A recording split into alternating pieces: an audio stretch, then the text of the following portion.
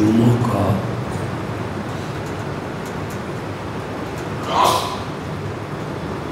رمضان المبارک کے پہلے جمعے سے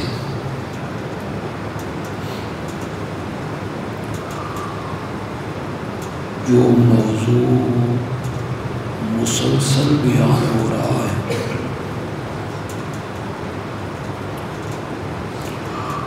وہ ہے سورۃ الفاتحہ کی تفسیر اور اس کی تشریح۔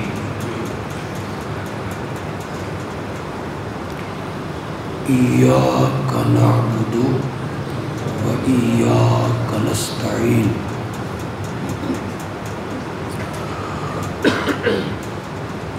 اس آیت پر ہماری گفتگو جاری ہے۔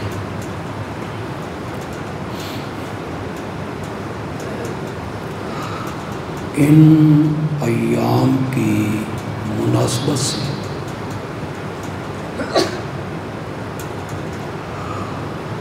دو تین خطبات میں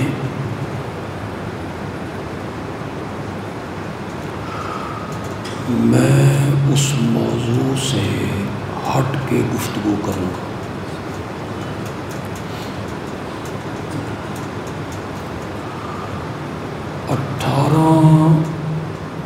ذو الحج کو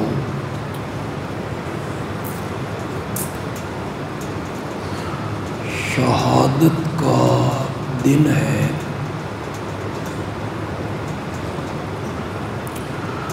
خلیفہ ثالث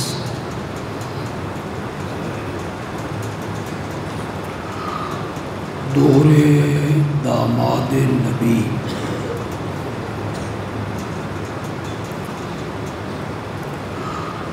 حضرت سیدنا عثمان ذو النورین رضی اللہ تعالی عنہ کا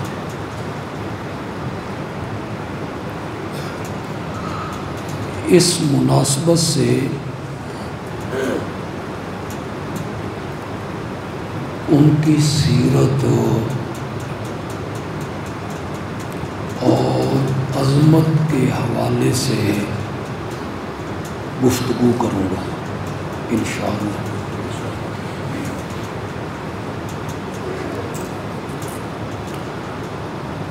قرآن پاک کو پڑھا جائے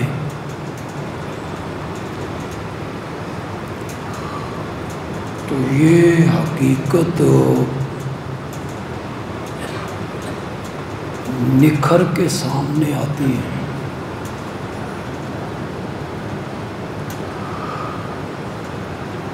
کہ میرے آقا کے تمام صحابہ کو اللہ نے اپنی رضا کی سند دی۔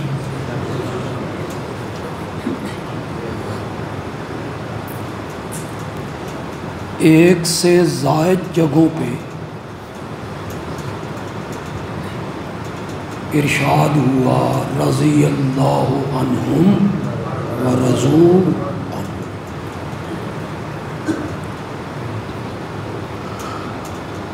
سب صحابہ سے رب نے جنت کا وعدہ کیا۔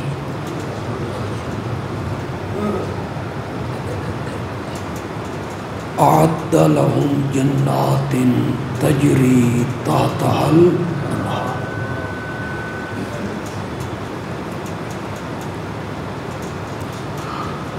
میرے نبی کے تمام صحابہ کو اللہ نے متقی کہا۔ اولئک هم المتقون۔ پھر انہیں صادق کہا، اولئک هم الصادقون۔ پھر ان سب کو راشد کہا، اولئک هم الراشدون۔ پھر ان کی کامیابی و کامرانی کا اعلان کیا، اولئک هم المفلحون۔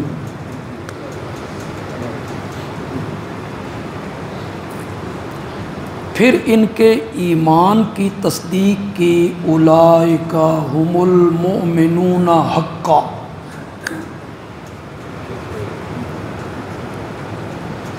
بلکہ ایک جگہ پہ تو کہا کہ میں نے اپنی قدرت کے ہاتھوں سے ایمان اپنے نبی کے یاروں کے سینوں میں خود لکھا ہے۔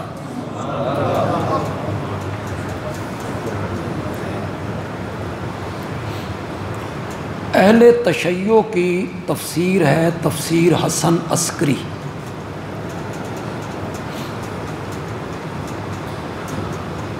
اس میں لکھا گیا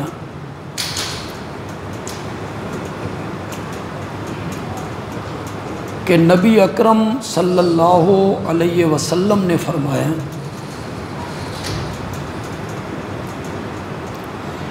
جس طرح میں سب نبیوں سے افضل ہوں، مقام میں مرتبے میں سب سے اعلیٰ ہوں، اسی طرح میرے صحابہ بھی تمام نبیوں کے صحابہ سے افضل ہیں۔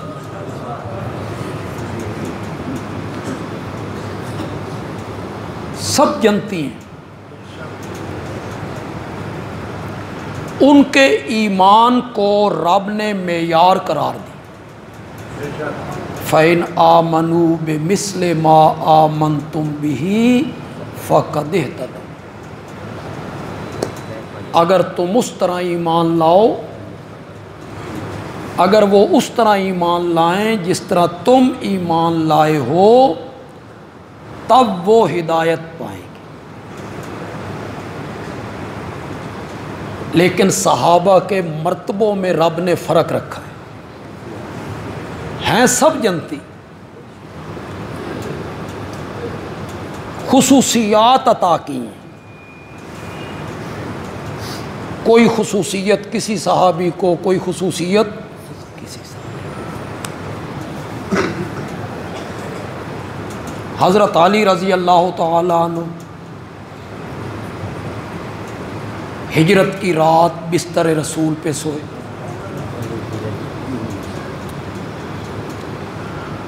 انہیں یہ عظمت حاصل ہے کہ ان کی پرورش نبوت کی گود میں ہوئی۔ بچوں میں وہ پہلے مومن ہیں، ان کی شجاعت، بہادری، دلیری، نڈر ہونا، بے باک ہونا،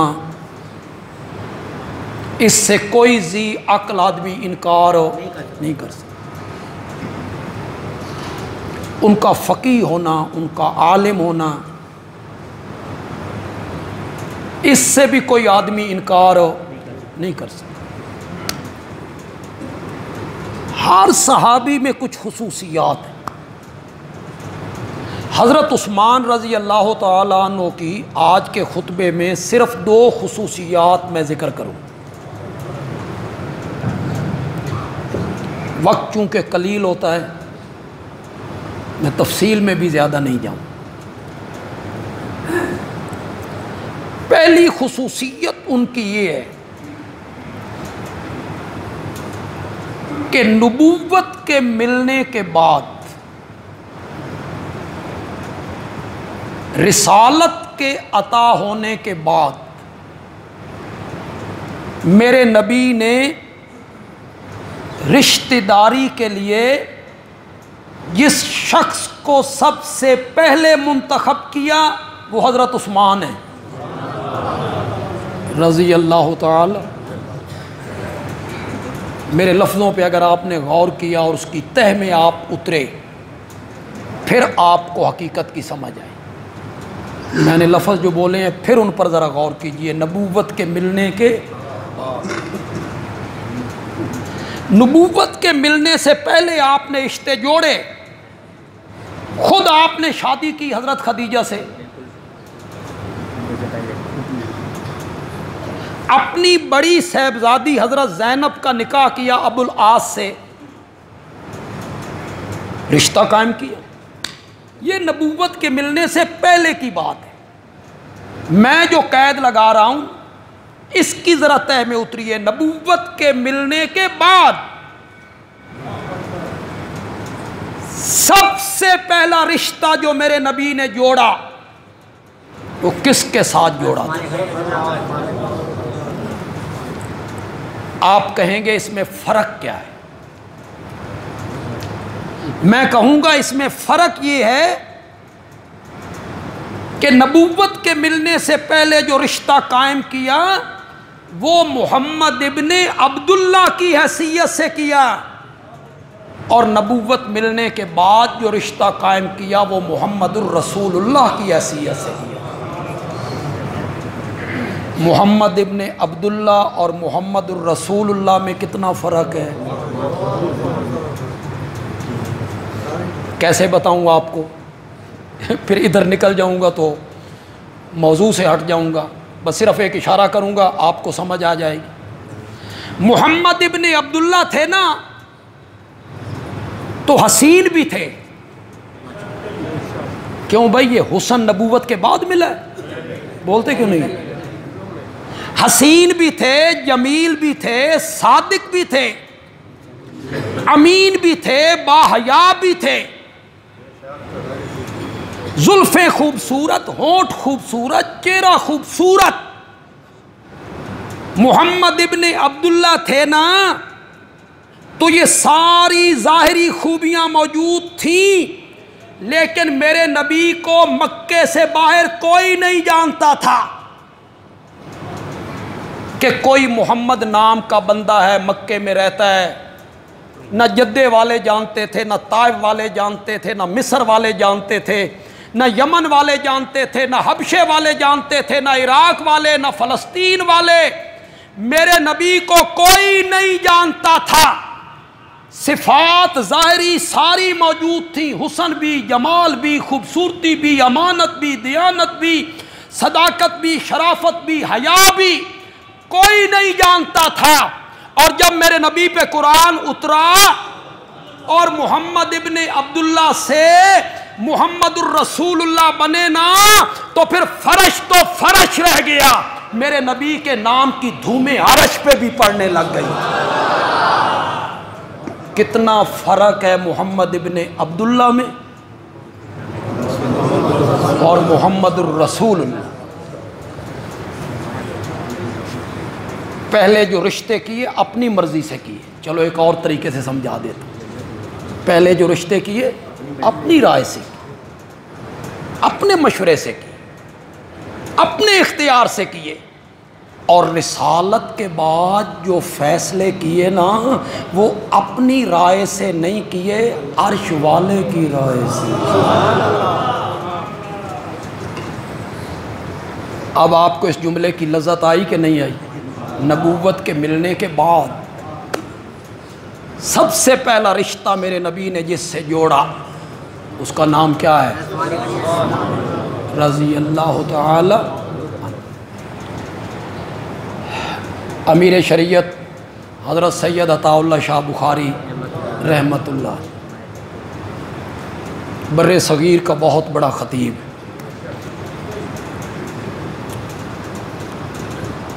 ان کی تقریروں پہ ٹکٹ لگا کرتی، لوگ ٹکٹ لے کے ان کی تقریریں سنا کرتے. ساڑھی مفت کو نہیں سنتے. کتنا فرق ہے. حکیم الامت مولانا اشرف علی تھانوی رحمۃ اللہ علیہ دیوبند کا ایک بہت بڑا نام ہے. ان سے کسی نے پوچھا تو انہوں نے فرمایا عطا اللہ شاہ کی باتیں تو عطائے الہی ہوتی ہیں، وہ کسی کتاب میں لکھی ہوئی صدری ہیں. صدری ذہین آدمی ہیں، خطیب آدمی ہیں، ذہین آدمی ہیں، جو جملے بولتے ہیں وہ بڑے زبردست بولتے ہیں، خوبصورت بولتے ہیں. جسٹس کیانی نے ان کی ایک محفل میں شاہ جی سے پوچھ لیا، شاہ جی حضرت علی رضی اللہ تعالیٰ عنہ آپ کے باپ ہیں، آپ سید ہیں، ان کی نسل سے ہیں، اور عائشہ صدیقہ آپ کی ماں ہیں کہ وہ ام المومنین ہیں۔ ان دونوں کے درمیان جب لڑائی ہو گئی، اگر آپ اس وقت ہوتے تو باپ کے ساتھ ہوتے کہ ماں کے ساتھ؟ جسٹس کیانی شین تھا، شین، اس چھیڑیا جان کے چھیڑیا، وہ بھی جسٹس تھا۔ وہاں بریلوی علماء بھی تھے، شیعہ علماء بھی تھے۔ شاہ جی نے بریلوی عالم سے کہا بھی دو جواب جسٹس کیانی۔ تو ہمارے پاس ایک جواب ہے، وہ اگلے ہوئے لقمے ہیں، ہم چباتے رہتے ہیں کہ ماں اور باپ کے درمیان اگر جھگڑا ہو جائے تو فرما بردار اولاد کو زیب نہیں دیتا کہ وہ ایک کا ساتھ دے کر دوسرے کی توہین کرے۔ فرما بردار اولاد ایسا نہیں کرتا۔ جسٹس کیانی نے کہا یہ کوئی جواب؟ شاہ جی نے فرمایا جسٹس کیانی سن، اگر میں اس وقت ہوتا نا جنگ ہونے بھی نہ دیتا۔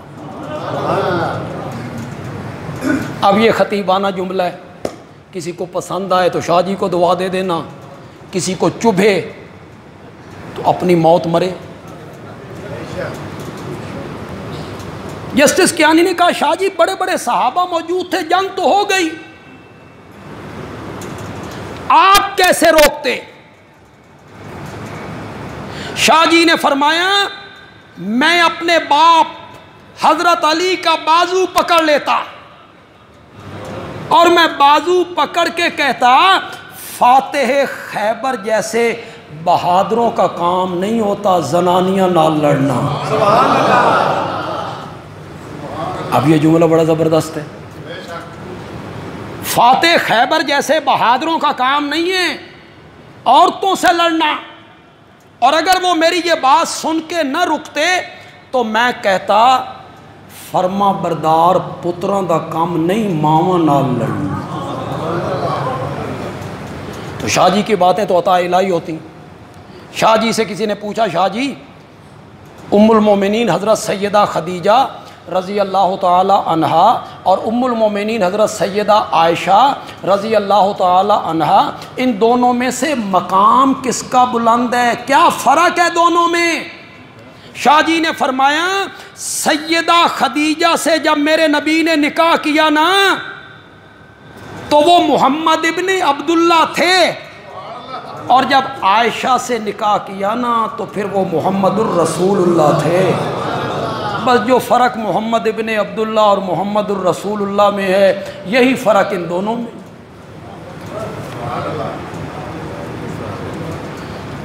پھر آئیے اس جملے کی طرف، نبوت کے ملنے کے بعد سب سے پہلا رشتہ جو میرے نبی نے جوڑا کس کے ساتھ جوڑا تھا؟ رضی اللہ تعالی عنہ۔ شاید آپ میں سے اکثر لوگوں کو یہ پتہ نہ کہ میرے آقا کی ایک پھوپھی تھی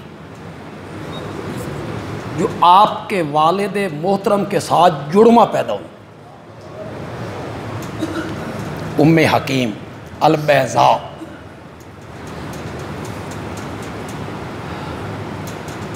ان کی جو بیٹی تھی نا وہ میرے نبی کی پھوپھی زاد بہن ہے، پھوپھی کی بیٹی جو ہوئی، اور پھوپھی بھی ایسی نہیں جو والد کے ساتھ جڑواں پیدا ہو۔ ان کی جو بیٹیاں نا وہ حضرت عثمان کی والدہ ہیں، تو رشتے میں نبی پاک کے بھانجے لگے، پھوپھی زاد بہن کے جو بیٹے ہوئے تو رشتے میں کیا لگے؟ یہ بھی ان کے لیے عظمت ہے۔ ماں کی طرف سے نبی پاک سے بڑا گہرا تعلق ہے۔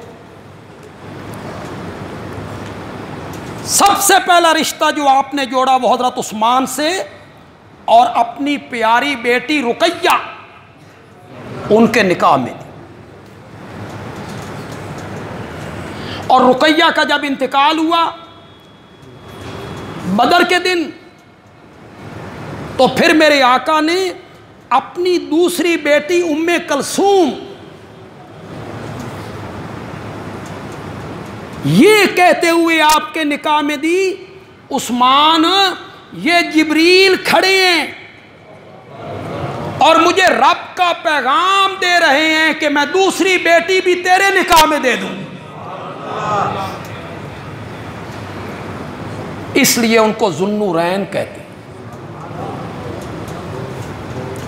اس امت میں تو خیر ہو ہی نہیں سکتا کہ کسی نبی نے آنا نہیں، کسی کو نبوت ملنی نہیں.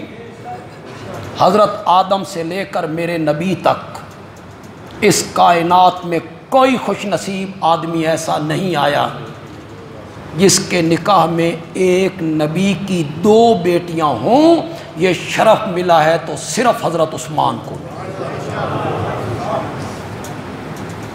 2 بیٹیاں آپ کے نکاح میں. اور جب دوسری کا انتقال ہوا اور حضرت عثمان پریشان رہنے لگے کہ نبوت سے رشتہ کٹ گیا، تو میرے آقا نے فرمایا میری 40 بیٹیاں ہوتی نا، اور ایک روایت میں آیا میری 100 بیٹیاں ہوتی نا اور مرتی چلی جاتی، میں 100 کی 100 بیٹیاں تیرے نکاح میں دیتا چلا جاتا. یہ 40 اور 100 کا عدد معین عدد نہیں ہے، کثرت سے کنایہ. میری جتنی بیٹیاں بھی ہوتی میں تیرے نکاح میں دیتا. جو بیٹیوں والے ہو جن کی بیٹیوں کی شادیاں ہو گئی، بدقسمتی سے داماد اچھا نہیں ملا، بیٹی تنگ ہے، روتے ہوئے بابا کے گھر آتی، کوئی آدمی اپنا دوسرا رشتہ وہاں دینے کے لیے تیار ہو نہیں ہو. جتنے یہاں بیٹیوں والے بیٹھے ہو جن کی بیٹیاں خوشحال ہیں یا بدحال ہیں، سکھی ہیں یا دکھی ہیں، فیصلہ کرو یہ جملہ کس قسم کا سسر کہہ سکتا ہے؟ 1 منٹ کے لیے فیصلہ تو یا کیسا سسر یہ جملہ کہہ سکتا ہے میری جتنی بیٹیاں ہوتی مرتی چلی جاتی میں تیرے نکاح میں دیتا چلا جاتا. بندیالوی کہتا ہے یہ جملہ وہی سسر کہہ سکتا ہے جس دے سینے وچ داماد نے ٹھڈ پا دیتی ہوئے، اس کا سینہ ٹھنڈا ہو، وہ کہے تجھ جیسا داماد مجھے نہیں ملے گا، میری جتنی بیٹیاں ہوتی میں تیرے نکاح میں دیتا چلا. حضرت عثمان کا یہ شرف ہے. ہم اہل سنت کے نزدیک حسب، نسب، برادری، قوم، رنگ یہ معیار فضیلت نہیں. ہم اہل سنت کے نزدیک نہیں. حضرت عمر ممبر پہ ہوں، خلیفہ ثانی ہوں، امیر المومنین ہوں، کیسر و کسریٰ ان کا نام سن کے کانپ رہے ہوں، آدھی دنیا کا حکمران ہو، اور مسجد نبوی کے دروازے سے حبشے کا بلال داخل ہو تو بول اٹھتا ہے میرا سید آ گیا ہے. بلال سید بن، سید بمانا سردار، سید بمانا میرا سردار آ گیا. اسلام کے ہاں رشتہ، ناتا، برادری، قومیت، لسانیت، رنگ یہ معیار فضیلت نہیں ہے. اہل سنت کے ہاں اور اسلام کے ہاں معیار فضیلت ہے تقوی، اللہ کا ڈر، ایمان ہو، اعمال صالحہ ہو، تقوی ہو، خشیت الہی ہو، یہ ہے معیار فضیلت. قرآن نے اسی کو کہا ان اکرمکم عند اللہ اتقاکم. تم میں سے معزز وہ ہے جو تم میں زیادہ تقوی والا ہے. اور میرے آقا نے حجۃ الوداع میں کہا لا فضل لعربی علی العجمی ولا لعجمی علی العربی ولا لاسود علی الاحمر ولا لاحمر علی الاسود. کسی عربی کو اجمی پر، اجمی کو عربی پر، کالے کو گورے پر، گورے کو کالے پر کوئی فضیلت نہیں ہے الا بالتقوی. بولو تو صحیح یار، معیار فضیلت کیا ہے؟ میں چودھریاں تے میں سرداراں تے میں زمینداراں تے ایک کمی نے اسلام اس کی اجازت نہیں دیتا. اسلام کہتا ہے ہم نے قبیلے بنائے ہیں پہچان کے لیے. یہ معیار فضیلت نہیں ہے، معیار فضیلت تقوی ہے. رشتہ ناتا، یہ اتنی لمبی میں تقریر کر کے لایا ہوں. کیوں لایا ہوں؟ رشتہ ناتا، داماد ہونا، برادری، کنبہ، قبیلہ، یہ معیار فضیلت نہیں ہے، نہیں ہے، نہیں ہے. لیکن ایک طبقے نے اسے معیار فضیلت مانا. وہ یہ کہتی ہیں نبی کی بیٹی ہے، حضرت علی کے گھر میں ہے، حضرت علی میرے نبی کے داماد ہیں، یہ معیار فضیلت ہے. ہم کہتے ہیں اگرچہ رشتہ ناتا معیار فضیلت نہیں، لیکن اگر تجھے ضد ہے نا تو پھر بندیالوی کہتا ہے حضرت علی کو میرے نبی نے ایک بیٹی دی تھی، عثمان کو 2 بیٹیاں دی. پھر بھی فضیلت میں کون اعلیٰ ہوگا؟ اگر یہی وجہ فضیلت ہے تو میرے آقا نے 2 بیٹیاں ان کو. کچھ نئے لوگ آئے ہیں تو میری بات کو سنیں.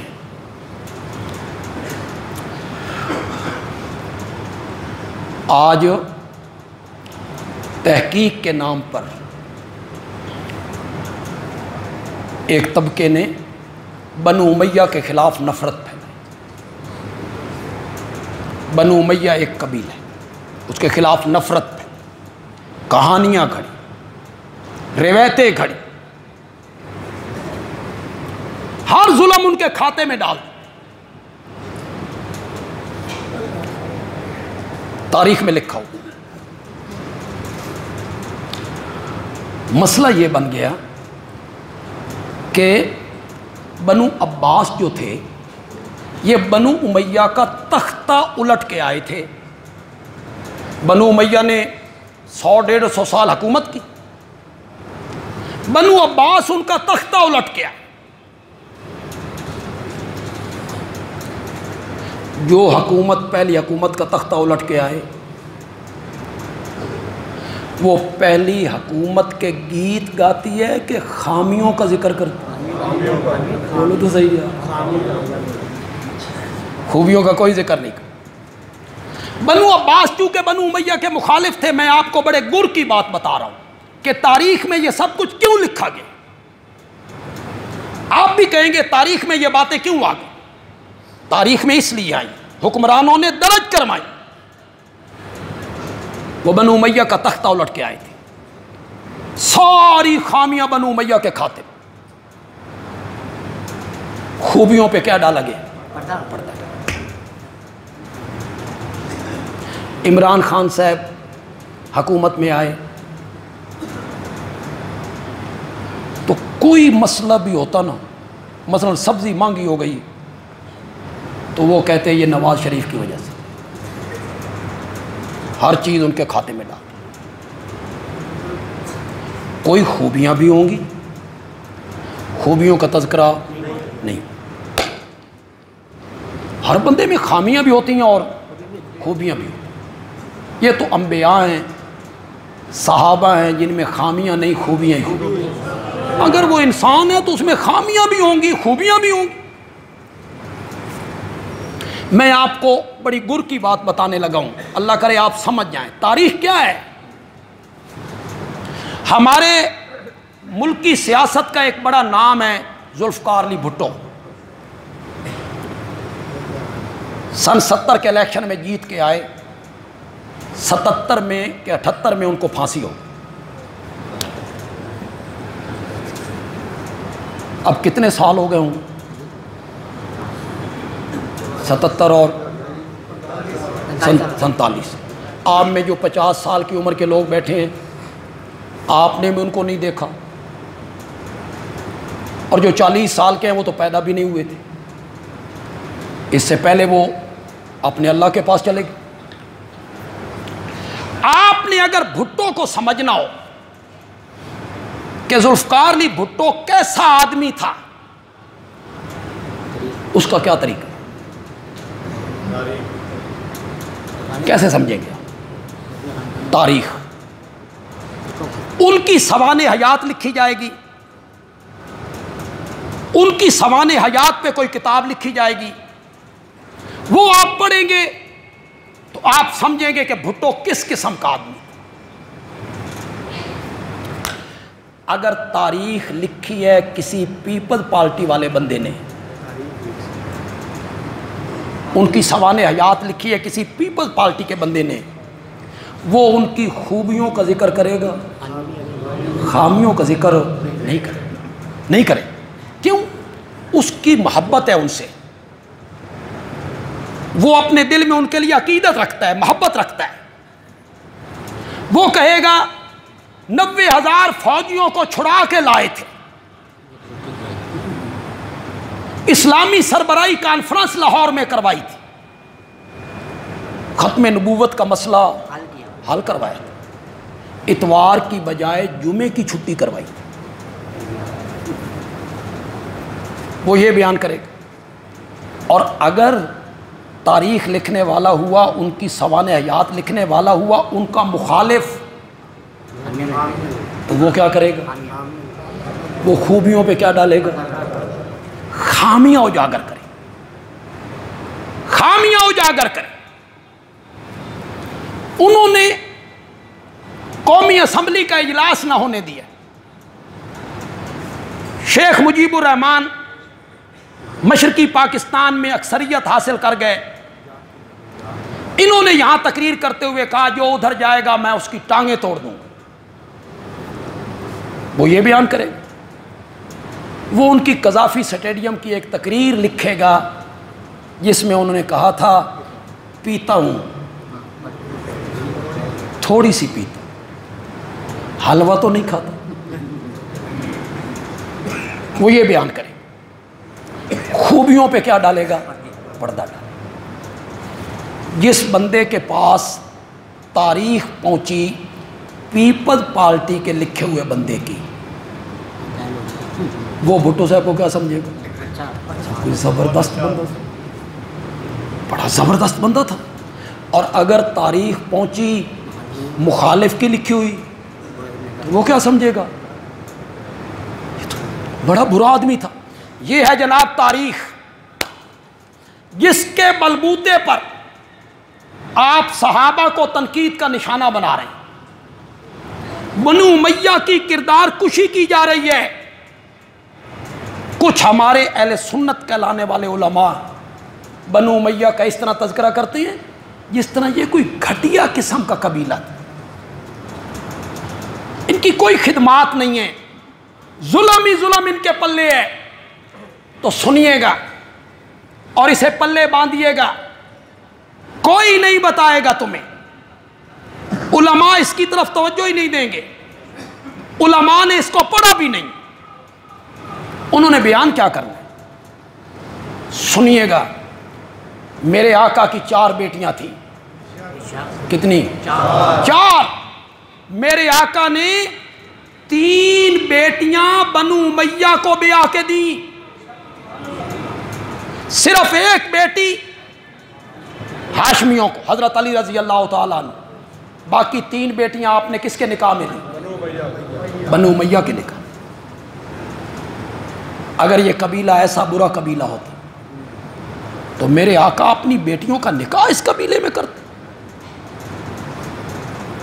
آپ نے بھی یہ کہانی سنی ہوگی، ہم نے بھی طالب علمی کے زمانے میں سنی تھی جب ہماری تحقیق کوئی نہیں تھی، کہ ہاشم اور امیہ جڑواں پیدا ہوئے تھے، ان کی پیٹھیں ملی ہوئی تھی، پیٹھیں تلوار سے الگ کیا گیا۔ ہاشم اور امیہ کو تلوار سے الگ کیا۔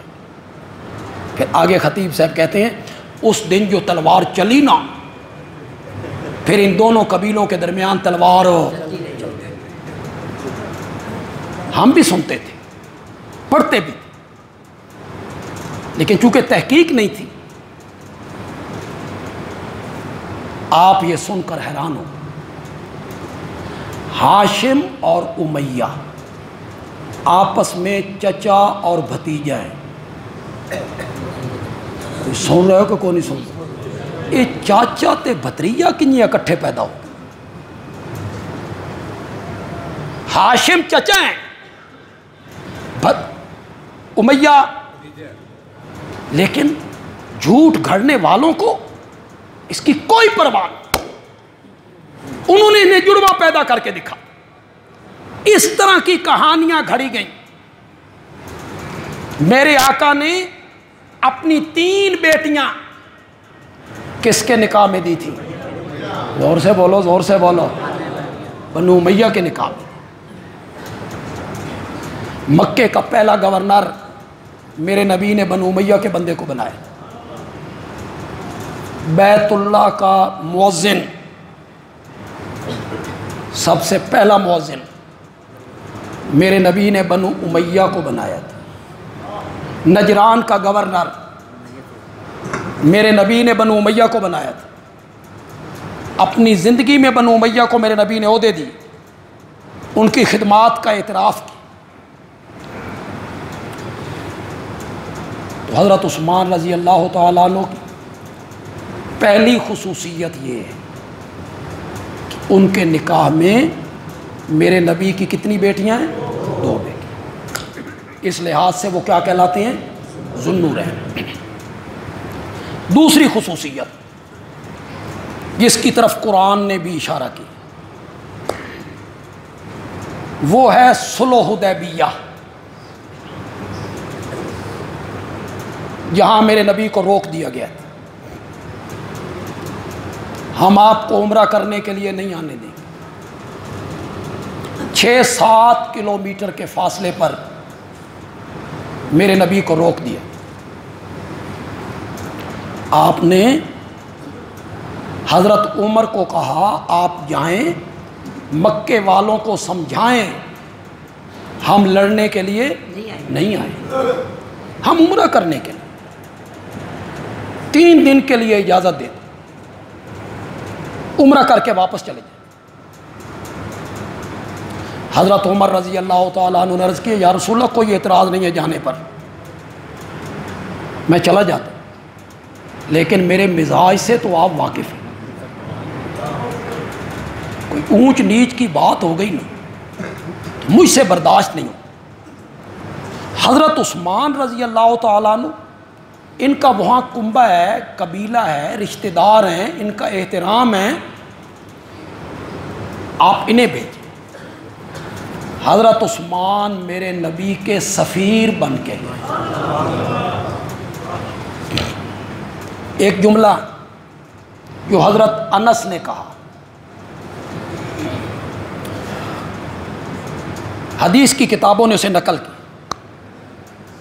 جن لوگوں کو عربی آتی، تھوڑی سی عربی آتی، اردو میں مزہ نہیں ہے، اس کا ترجمہ تو میں کر دوں گا لیکن وہ لذت جو اس جملے میں ہے نا وہ پیدا نہیں ہو سکتی۔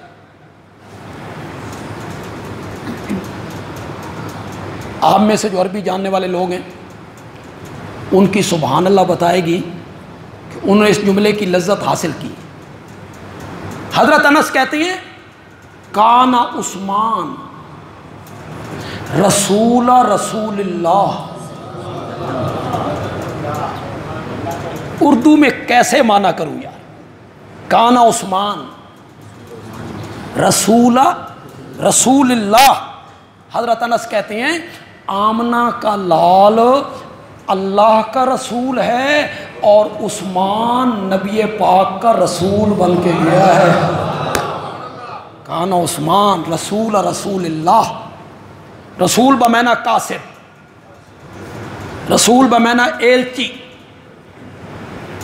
حضرت عثمان چلے گئے،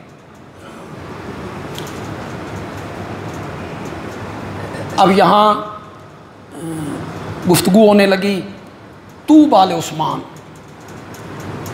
طاف بالبیت، عثمان بڑا خوش نصیب ہے، بیت اللہ کا طواف کرے گا، عمرہ کرے گا، ہم تو یہاں پھنسے بیٹھے ہیں، مذاکرات کامیاب ہوتے ہیں یا نہیں ہوتے، ہم جا سکتے ہیں یا نہیں جا سکتے، یہ تو پہنچ گئے ہیں۔ میرے نبی تک بات پہنچی تو آپ نے فرمایا عثمان اس وقت تک بیت اللہ کا طواف نہیں کرے گا جب تک میں ساتھ نہیں ہوں۔ اعتماد دیکھیں، میرے نبی کا اعتماد دیکھیں۔ حضرت عثمان پہنچ گئے، مذاکرات ناکام ہو گئے، ہم نہیں آنے دیں۔ انہوں نے کہا وہ بیت اللہ ہے، طواف کر لو، تم آ گئے ہو طواف کر لو۔ حضرت عثمان نے کہا جب تک میرا نبی ساتھ نہیں ہوگا عثمان بیت اللہ کا طواف نہیں کرے گا، میں بیت اللہ کا طواف نہیں کروں۔ حضرت عثمان گرفتار ہو گئے، افواہ اڑی قد قتل عثمان، عثمان کو شہید کر دیا گیا۔ میرے آقا تک خبر پہنچی، آپ خیمے سے باہر آئے، ایک درخت کے نیچے تشریف فرما ہوئے اور صحابہ سے کہا میرے ہاتھ پر قصاص عثمان کے لیے بیعت کرو۔ 1400 صحابہ نے میرے نبی کے ہاتھ پر ہاتھ رکھ دیا، 1400 صحابہ نے بیعت کی۔ اگلی بات ہے سننے کی، جب یہ بیعت مکمل ہو گئی میرے نبی نے فرمایا یہ عثمان کا ہاتھ ہے۔ اپنے ہاتھ کو میرے نبی نے عثمان کا ہاتھ قرار دیا، یہ عثمان کا ہاتھ ہے اور میں عثمان کی طرف سے بیعت کرنے لگا ہوں، اور اس بیعت کے شرف میں میں عثمان کو شامل کرنا چاہتا ہوں۔ میرے نبی نے اپنے ہاتھ کو کس کا ہاتھ کہا ہے؟ ان سے بولو یار، یہ عثمان کا ہاتھ ہے، عثمان کی طرف سے بیعت ہو رہی۔ آپ سورت فتح پڑھیں، جن آیتوں کو میں نے پڑھا ہے اس کا میں ترجمہ بھی کرتا ہوں، لیکن اسی سورت فتح میں اس سے پہلے میرے رب نے کیا کہا؟ جن لوگوں نے درخت کے نیچے بیٹھ کر آپ کے ہاتھ پر بیعت کی تھی انہوں نے آپ کے ہاتھ پہ نہیں میرے ہاتھ پہ بیعت کی تھی۔ انما یبایعون اللہ، ید اللہ ہے، ید اللہ کا معنی کرو، اللہ کا ہاتھ فوق ایدیہم، ان کے ہاتھوں کے اوپر تھا، ید اللہ فوق ایدیہم، نیچے میرے نبی کا ہاتھ، اوپر 1400 صحابہ کا ہاتھ، اس کے اوپر رب کا ہاتھ۔ جن لوگوں نے تیرے ہاتھ پہ بیعت کی ہے نا، انہوں نے تیرے ہاتھ پہ نہیں میرے ہاتھ پہ بیعت کی ہے۔ انما یبایعون اللہ، انہوں نے اللہ کے ہاتھ پر بیعت کی ہے۔ یہ ساری بات میں نے کیوں کہی؟ آپ تو اس کی تہ تک نہیں پہنچے، میں آپ کو تہ تک لے جاتا ہوں۔ نبی کے ہاتھ کو رب نے اپنا ہاتھ قرار دیا۔ جنہوں نے تیرے ہاتھ پہ بیعت کی تھی نا، انہوں نے تیرے ہاتھ پہ نہیں میرے ہاتھ پہ بیعت کی تھی۔ رب نے نبی کے ہاتھ کو اپنا ہاتھ قرار دیا اور میرے نبی نے اپنے ہاتھ کو عثمان کا ہاتھ قرار دیا تھا۔ تو عثمان کا ہاتھ بھی پھر کس کا ہاتھ بنا؟ اللہ کا ہاتھ ہی تو تھا نا جو ناشر قرآن بننا تھا، جس نے ناشر قرآن۔ لوگ تو جامع القرآن کہتے، میں نہیں کہتا، جامع القرآن خود میرا نبی ہے۔ قرآن کو جمع کرنے والے میرے نبی خود ہیں۔ علماء کو یہ بات اچھی نہیں لگے گی، شاید فیس بک پہ چڑھے تو اس پہ بڑے تبصرے بھی ہوں کہ یہ بندیالوی نے کیا کہنا شروع کیا ہے۔ جامع القرآن جو ہے نا وہ خود میرے نبی ہیں، کسی صحابی نے قرآن کو جمع نہیں کیا نہ، یہ پروپیگنڈا کیا گیا ہے تاکہ لوگوں کو باور کروایا جائے کہ صحابہ نے جمع کیا، اور جو آیتیں حضرت علی کے حق میں تھیں وہ باہر نکال دیں، تے مطلب دی آیتاں۔ یہ موقع دیا گیا ہے کہ صحابہ نے جمع کیا، نہیں، میرے نبی نے خود جمع کی۔ کیوں جی؟ آپ نے یہ حدیث نہیں سنی؟ میرے آقا نے فرمایا ہر سال رمضان کے مہینے میں جبریل میرے ساتھ قرآن کا دور کیا کرتا تھا۔ دور کا کیا مطلب ہے؟ ایک دفعہ میں نے سنایا، ایک دفعہ اس نے سنایا۔ قرآن جمع نہیں تھا، دور کس کا تھا؟ صحابہ حافظ نہیں تھے، پہلے چاروں خلیفہ حافظ ہیں، قرآن جمع نہیں تھا، حافظ کس کے تھے؟ قرآن خود میرے نبی نے جمع کیا۔ کیوں جی؟ آپ نے یہ علماء سے نہیں سنا کہ جب کچھ آیتیں اترتی تھیں تو میرے آقا فرماتے تھے ان آیتوں کو فلاں سورت کی فلاں آیتوں کے ساتھ نہیں بیان کرتے علماء؟ میرے نبی نے خود ترتیب دی۔ حضرت عثمان کا کمال کیا ہے؟ وہ قرآن کے ناشر ہیں، ناشر۔ کوئی تمہیں اس طرح نہیں سمجھائے گا اس طرح میں سمجھانے لگا ہوں۔ عربی زبان میں اختلاف ہے، حجاز کی زبان اور ہے، مصر کی زبان اور، حبشے کی زبان اور ہے، شام کی زبان اور ہے۔ آج بھی فرق ہے، آج بھی عربی میں گاف نہیں بولا جاتا، حجازی بولی میں، حجازی بولی میں گاف نہیں ہے۔ سرگودا کو کیا کہیں گے؟ سرجودا، گاف کو جیم بولے، اور مصر میں جیم کو گاف بولتے۔ جمال عبد الناصر کو کہتے ہیں گمال عبد الناصر، چلو جی، وہ گاف کو جیم بولتے ہیں اور یہ جیم کو گاف۔ یہ اختلاف کیوں جی؟ پنجابی میں نہیں ہے اختلاف، پنجابی زبان دیکھتے، اردو میں فیصل آباد کی پنجابی اور ہے، لاہور کی اور ہے، خوشاب کی اور ہے، میاں والی کی اور ہے، ڈیرہ اسماعیل خان کی اور۔ ایک علاقہ ہے میاں والی کے علاقے میں جمعے کو کہتے ہیں زمہ، جمعے کو زمہ، تو جب وہ زمہ کہتے ہیں تو اس سے مراد بدھ ہوتی ہے، جمعہ ہی ہوتا ہے نا، جیم نہیں بول سکتے، زے بول دیتے۔ کئی ہمارے لوگ زے نہیں بول سکتے، وہ کہتے ہیں عزیز ذوانتقام کو کہتے ہیں عجیج ذوانتقام، وہ زے نہیں بول سکتے، زے کو جیم بول دیتے۔ تو یہ اختلاف ہوتا ہے زبانوں میں۔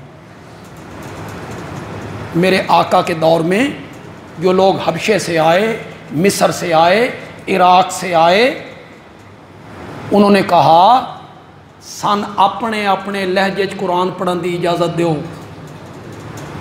جیم کو گاف بول لیں، گاف کو جیم بول لیں، مقصد تو وہی ہوتا ہے، مطلب تو وہی ہوتا ہے، ہمیں اپنے اپنے لہجے میں بولی میں پڑھنے دو، آپ نے اجازت دے دی۔ مصر والوں نے قرآن لکھ لیا اپنی بولی میں، حجاز والوں نے اپنی بولی میں، حبشے والوں نے اپنی بولی میں، عراق والوں نے۔ حضرت عثمان کا کارنامہ یہ ہے، انہوں نے سوچا اجے تے خیر ہے، ہم زندہ ہیں، لیکن کچھ مدت کے بعد یہ نسخے جب دنیا میں پہنچیں گے نا، اختلاف ہو جائے گا، اختلاف ہو جائے گا۔ کوئی نسخہ پاکستان میں، کوئی ہندوستان میں، کوئی افغانستان میں، کہیں مصر کا، کہیں عراق کا، کہیں حبشے کا، کہیں گاف، کہیں جیم، تو یہ اختلاف ہو جائے گا۔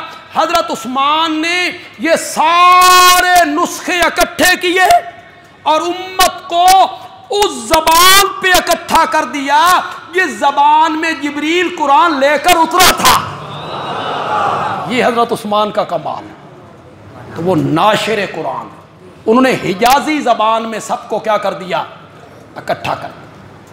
تو یہ کام وہی کر سکتے تھے جن کا ہاتھ، میرے نبی نے کہا تھا میرا ہاتھ عثمان کا ہاتھ ہے، اور رب نے کہا میرے نبی تیرا ہاتھ میرا ہاتھ ہے۔ اس بیعت والوں کے لیے کہا لقد رضی اللہ عن المؤمنین اذ یبایعونک تحت الشجرہ۔ اس کے بعد بھی کوئی بندہ بھونکے اور بکواس کرے اور اصحاب حدیبیہ کی کردار کشی کرے، ان کی ذات میں کیڑے نکالے، ان کی غلطیاں گنوائے، وہ اپنا عاقبت آخرت کے بارے میں سوچے، میرے رب نے کہا لقد رضی اللہ عن المؤمنین اذ یبایعونک تحت الشجرہ۔ شجرہ کا معنی تو تم کرو یار، ماضی پر قد داخل ہوا، معنی قسم کا ہوا، پھر رب نے لام تاکید کے لیے رب لائے لقد۔ مولا انہیں ہی آنکھ دیندہ تو رب جو ہویا ساڈا، فرمایا نہیں، مجھے اپنی ذات کی قسم ہے، مجھے اپنی صفات کی قسم ہے، مجھے اپنے الہ اور معبود ہونے کی قسم ہے، جن لوگوں نے تیرے ہاتھ پر درخت کے نیچے بیٹھ کر بیعت کی تھی، میں ان سے راضی ہو گیا۔ آگے اللہ نے حد کر دی، فرمایا فعالم ما فی قلوبہم۔ ظاہری حالت کو دیکھ کے راضی نہیں ہوا، اللہ نے جان لیا جو کچھ ان کے دلوں کو پرکھ کے جان کے، پھر میں نے انہیں اپنی رضا کی سند عطا کی تھی۔ ہمارے تلگنگ کے علاقے میں ایک پنڈ ہے لیٹی، وہاں ہمارے ایک عالم تھے، قاری تھے، قاری محمد امیر سے۔ ان کا گزشتہ دنوں ایکسیڈنٹ ہوا موٹر سائیکل کا، اور آج صبح اسی حادثے کی وجہ سے ان کا انتقال